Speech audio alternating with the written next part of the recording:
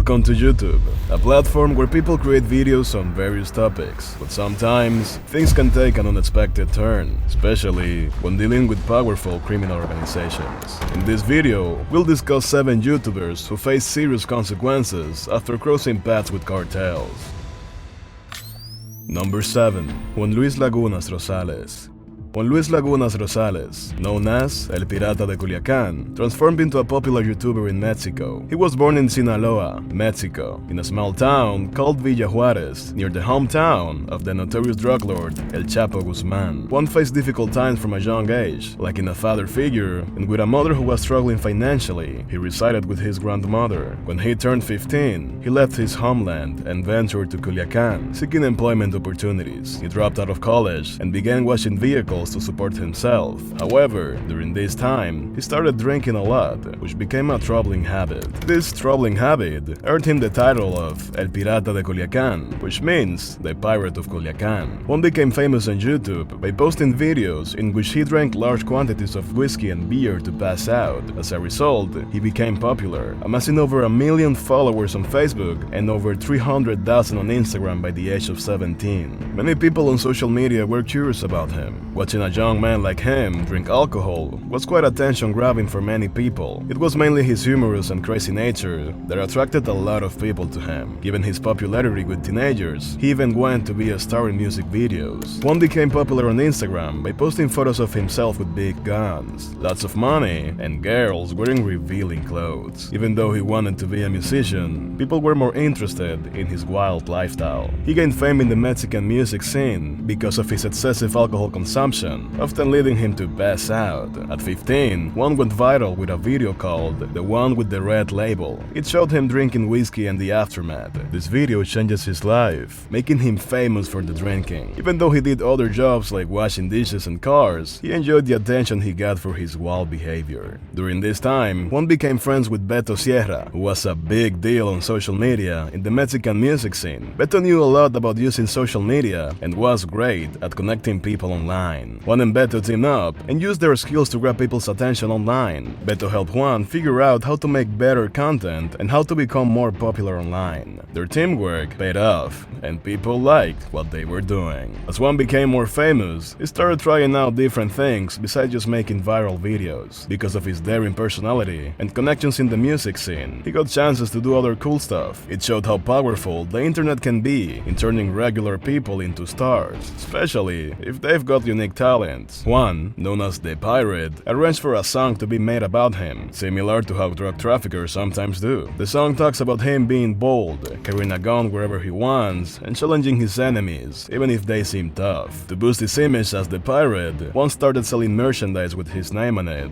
and created a hashtag. He often posed with guns in pictures, saying they were borrowed for the shoot, and was often seen with women wearing revealing clothes. He even got tattoos, and drew a beard to look older. For Juan, it was all a game, just for show. But this game didn't last long, and ended tragically in 2017, when he insulted one of Mexico's most dangerous drug lords, El Mencho, in a video. Shortly after, he was attacked at a bar in Jalisco, and suffered multiple gunshot wounds. His tattoos helped identifying him during the assault. Before his death, Juan admitted to sometimes going overboard with his behavior, especially with drinking. He acknowledged that he often went too far. Beto Sierra, Juan's friend, remembered him as a cheerful person, but acknowledged his struggles with alcohol. He mentioned that Juan wanted to change, but he was often influenced by negative peer pressure. Despite his flaws, those who knew Juan recognized him as a good person. Number 6. Timothy Wells. Prank videos have become a popular niche for content creators seeking to gain followers worldwide. Despite the saturation of such content on the internet, creators continue to escalate the danger of their stunts in pursuit of viral content. While some succeed, others, like Timothy Wells, tragically meet their demise, attempting risky and poorly thought-out pranks in a bid for fame. Yes, you've heard it right. Timothy Wells, a young man, was fatally shot by someone deeming a staged robbery, all for a YouTube video. Timothy Wilson, who was born on June 1st, 2000, was the family's oldest child. Timothy had a distinct fondness for his family and was gentle in his interactions. Timothy had a towering stature, surrounded by people from his own age. He also worked at Walmart while getting his heating, ventilation, and air conditioning degree from Razor Training. One thing his family was unaware of was his aspiration for fame on YouTube. Timothy wanted to create a successful YouTube channel. His pranks were usually personal gifts for his many targets. Sadly, the platform had seen a rise in risky content, including robbery pranks involving firearms. On February 5, 2021, 20-year-old Timothy was killed in Nashville, Tennessee, while attempting a prank robbery. At 9:30 p.m. on the night of the incident, Timothy and his friends equipped themselves with butcher knives and filmed a robbery mock video, aiming to capture people's reactions or what they do in return when they were caught at knife point. They selected the Urban Air Trampoline and the Adventure Park parking lot as the setting for their staged crime. Upon arriving, they targeted a group of men to initiate the prank, brandishing their knives as they approached. Among them was 23-year-old David Stars Jr., who was armed with a gun. Unaware that he was part of a fake robbery prank, Stars felt threatened and reacted by fatally shooting Timothy, resulting in his immediate death. His friends managed to escape unharmed amid the chaos. After Timothy's camera crew approached David and clarified that it was a prank, David remained at the scene while his companions fled in anticipation of law enforcement's arrival. Moments later, police arrived, finding David with the murder weapon and Timothy receiving medical attention from emergency services. During police questioning, David asserted that he was acting in self-defense, unaware of the prank.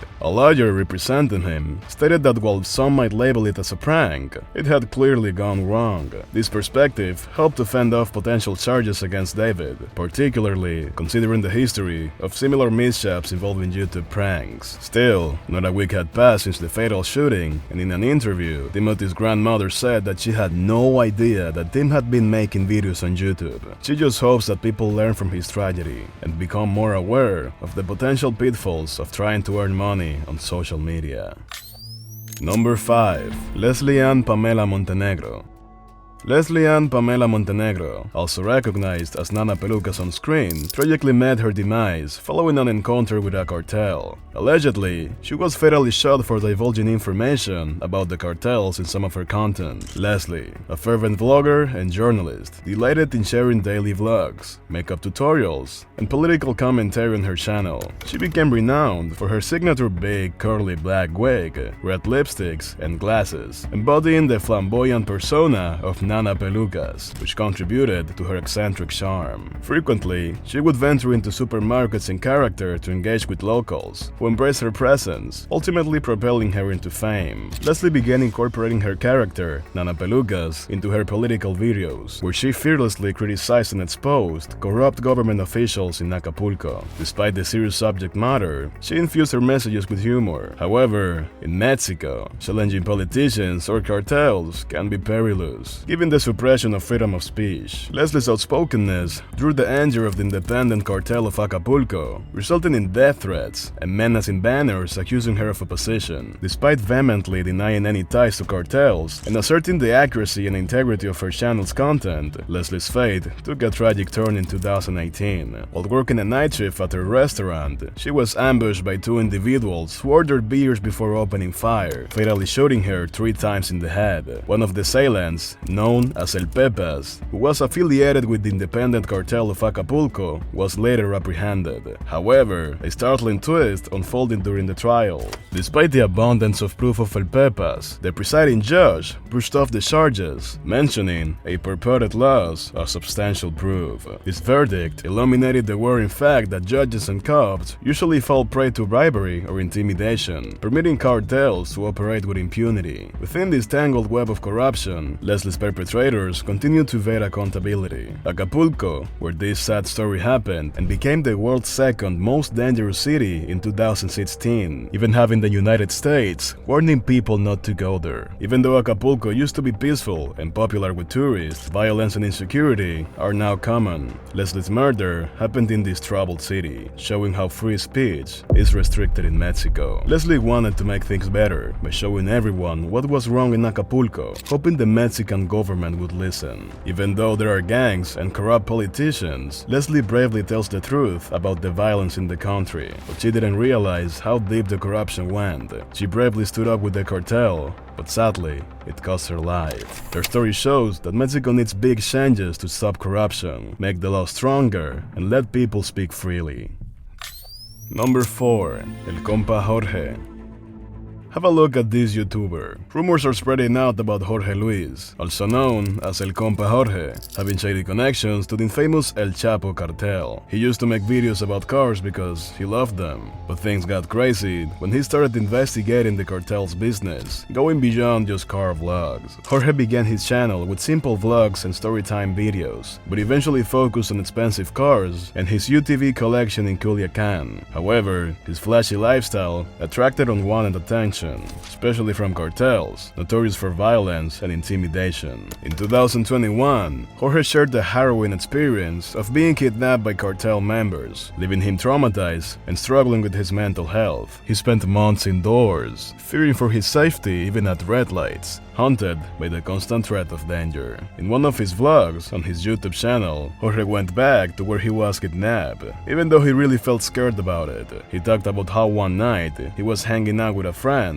when things went really wrong. His friend asked him for a favor to give someone else a ride, and Jorge agreed, because he's helpful like that. But as they drove, Jorge started feeling more and more uneasy, especially because he had been drinking earlier. He really needed to go to the bathroom, so he stopped the car, but as soon as he got out, another car pulled up, and a guy with a rifle said he was from the authorities and stole Jorge's phone. Then they grabbed him, tied him up, put a blindfold on him, and started asking questions about where he got his money from. Jorge told the truth when his captors asked about his job. He owned a shop that sold tortillas, but they didn't believe him because they couldn't understand how he could afford a nice car with just a small business. They thought he had to be connected to a dangerous cartel. To make matters worse, they played loud music about a guy with the same last name as Jorge who was recently killed, making them even more suspicious. Even though Jorge kept saying he wasn't involved with any cartel, they did not believe him. They started to threaten him, hitting him on the head with a gun, and playing with the gun's safety to show they were in control. Jorge felt really scared and desperate,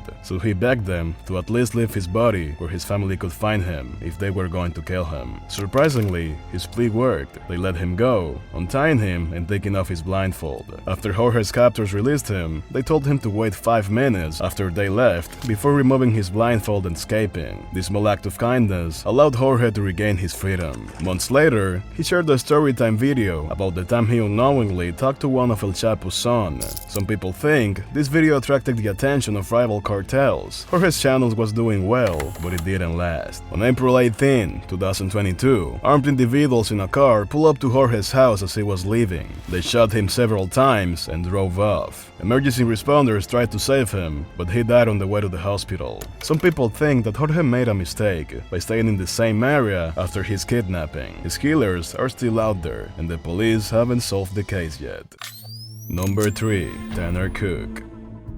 Tanner Cook, a young YouTuber hailing from a small Kansas town, faced mental health challenges and strained family relationships, particularly with his father. His YouTube journey began in 2021 with his channel, Classified Goons, where he amassed over 60,000 subscribers by creating content inspired by classic prank videos. Aside from the usual pranks, Tanner videos often featured risky stunts, like pretending to be sick in an Uber or pulling prank on unsuspecting shoppers. Despite encountering injuries and dangerous situations, Tanner continued his antics, sometimes even getting into trouble with the police and being asked to leave certain places. Despite the controversy surrounding his pranks, Tanner earned a substantial income of $23,000 per month from his channel. However, on April 2nd, 2023, a prank at the Dallas Town Center went really wrong. Tanner and his friends planned to approach a stranger with a quirky phrase from a translation app for a video. They unknowingly approached Alan Coley,